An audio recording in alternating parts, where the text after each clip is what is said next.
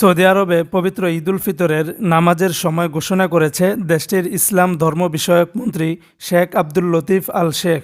তিনি এক নির্দেশনায় বলেছেন, সূর্যোদয়ের 15 মিনিট পরেই নির্ধারিত স্থানগুলোতে ঈদ উল ফিতরের জামাত শুরু করতে হবে।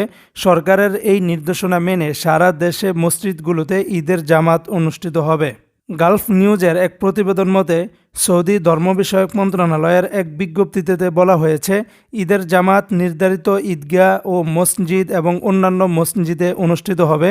তবে যেসব মসজিদ ঈদগাহের খুব কাছাকাছি বা যেসব এলাকা সাধারণত ঈদের জন্য মসজিদ ব্যবহার করে না, সেসব স্থানে স্থানীয় মসজিদেই নামাজ আদায় করা হবে।